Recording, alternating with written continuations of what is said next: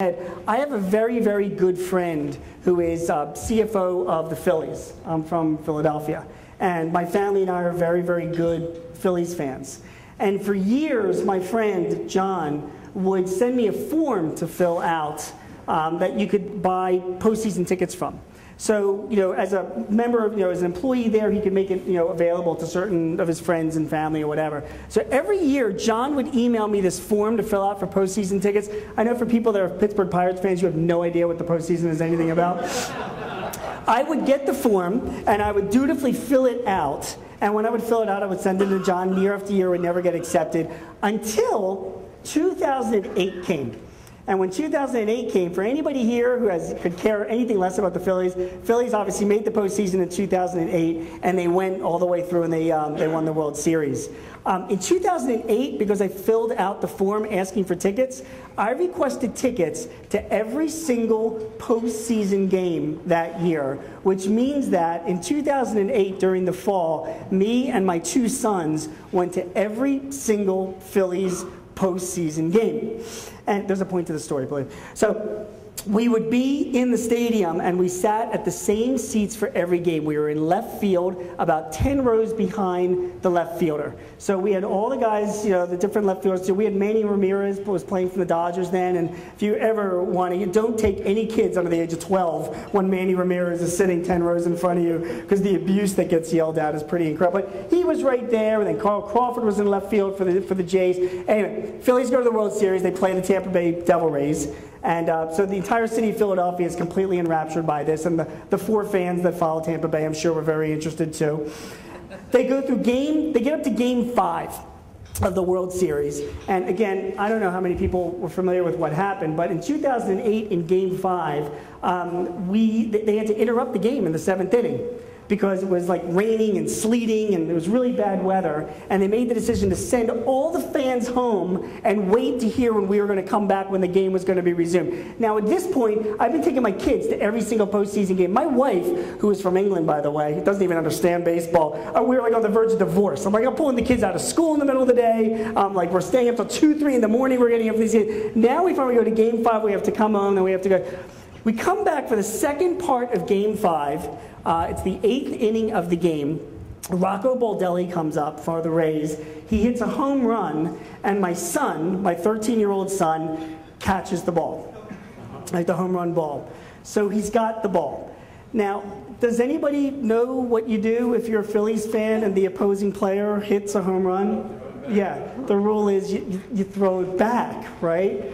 So the kid has the ball in his hand. And let me tell you by personal experience, if you catch a World Series ball, it is an authentic, it says World Series 2008 on it. It's not like just any old baseball, right? So the kid's got this ball in his hand, and half of the section are screaming at him, throw it back, throw it back. And the other half of the section are like, no, no, no, keep the ball, it's a World Series ball. And my son, he's holding it, he's frozen, and he looks up at me, his father, his wise, sage father, and he says, Dad, what do I do?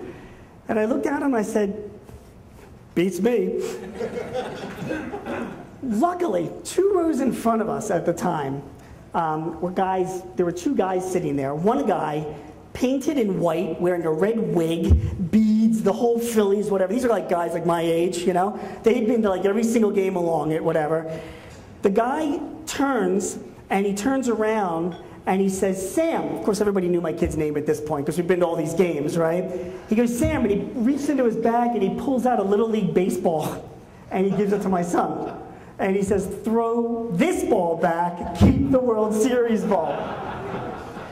Right? So my son throws the ball back. By the way, this was like 5 pitches into the next batter. They had to interrupt the game, and stop and go pick it up, whatever. So that's what happened, right? What is the point of that story? Well, the point is this.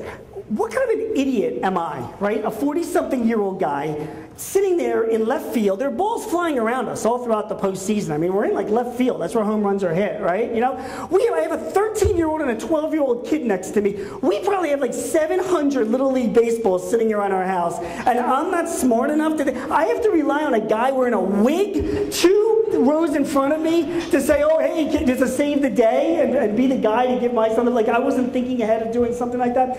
And this impacts all of us in the room, because why wasn't I thinking ahead? Why aren't all of us thinking ahead? We are business owners. We have people that rely on us. We have employees. We have family members. We have other people that look to us for leadership and direction and skill. It is our job not just to make the payroll, but it's our job to be thinking of things now that's going to impact us 3, 4, 5 years from now. Just like I should have been when I went to that game saying, you know, they're hitting home runs. There's a chance one of my kids could get a ball. I should carry around a spare ball. Or maybe if some other guy, I can be like the guy in the wig and say, here's a spare ball, and I can look like the hero, right? So we have to be thinking ahead, and that's what we're going to talk about now. For the next 45 or so minutes, I want to share with you some trends that are going on now. We're all running companies. That's what we do. And hopefully we're doing okay. But there's stuff going on around us right now in the economy, in the technology field, all around, that smart guys I know, that I interview, that I talk to, clients of mine, are thinking of and analyzing and making decisions now because they know it's going to impact their business 3, 4, 5 years from now. Does that make sense? So what I want to do is I want to go through some of those trends with everybody here tonight.